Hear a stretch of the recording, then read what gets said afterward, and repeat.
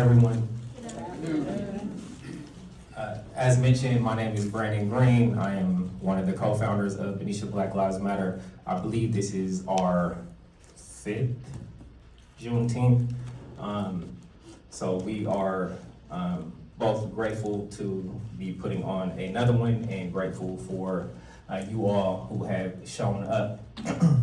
As I said a couple days ago at the flag raising, this Juneteenth is even more pronounced, more important because it is on the cusp of the 250th anniversary of our country.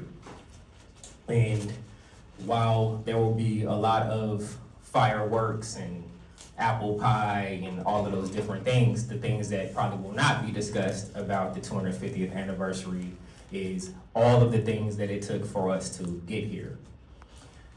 We organized here in Benicia after the death of George Floyd, and one of the things that we organized around was making Juneteenth a local holiday. So, as is true of a great deal of things, this holiday, this celebration, this programming, etc., exists because people agitated and organized and got something done. It's important to note that because what's probably not going to be talked about, even as we are in an era in which the Voting Rights Act is all been but gutted, all things related to racial justice, affirmative action, DEI, whatever buzzword you want to use that really means equity and access, all of those things are also under threat and attack. All of the frameworks that were put in place by the blood, sweat, and tears of civil rights organizers is under threat and attack. I talk about these things because we don't often speak about these things like they are just around the corner. Like, as I said the other day, my mother went to segregated schools through high school. My grandfather was in the military when you could serve your country, but you couldn't gamble in downtown Las Vegas, which is where I'm from. We don't really talk about these things, but soon, as I said, there will be lots of fireworks and buzz about the history of our country, but not about the history of struggle in our country. One of the reasons we wanted to show the John Burris film, which we are lucky to be doing, and I'm lucky that Mr. Burris is a family friend and one of the attorneys who I look up to as a civil rights attorney myself, is because Juneteenth also is about police enforcement. It's also about the slave patrols, which was the predecessor to modern policing. Most of my career I've spent as either a criminal defense attorney or working on policy proposals related to the criminal legal system, getting rid of, at this point, something like $16 billion in criminal fines and fees.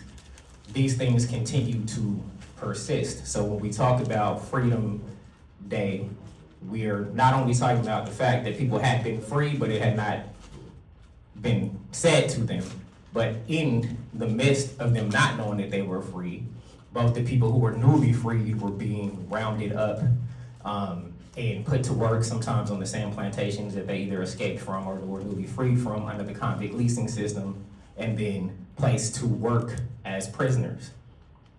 Other work that I do is around trying to amend the California Constitution to make it so that involuntary servitude cannot be a thing that continues to exist in California, because when the 13th Amendment was passed, they freed the slaves except for if you were punished by a crime, and then they created crimes around loitering and other things to then be able to round people up.